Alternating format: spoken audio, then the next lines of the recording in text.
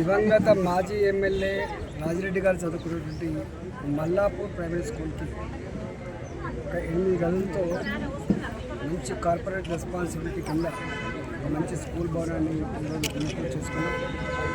అతి త్వరలోనే ఈ బిల్డింగ్ పూర్తి చేసుకొని 400-500 మంది పిల్లలు కలిసి చదువుకుంటున్న పేద పిల్లలు ఒక మంచి సౌకర్యంతో మంచి విద్యనంచే కార్యక్రమానికి మేము సహకరిస్తామని చెప్పడం జరిగింది.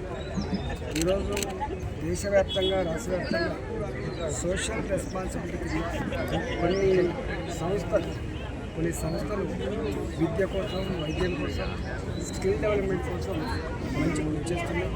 అలాంటి మరింత గొప్పగా చేయాలని ఈ సోషల్ రెస్పాన్సిబిలిటీ కింద ప్రజలకు అక్కడికి వచ్చి పేదవాళ్ళకి అక్కడికి వచ్చేటువంటి పనులు చేస్తే బాగుంటుందని చెప్పి సూచించడం జరిగింది. ఈరోజు ప్రభుత్వం మాత్రమే అన్ని పనులు చేయాలి. ప్రభుత్వంతో పాటుగా స్వచ్ఛంద సంస్థలు కావచ్చు, కొంతమంది సమాజ హితం కోరేవాళ్ళు కావచ్చు, వాళ్ళు ఇలాంటి పనులు తప్పకుండా చేశారు.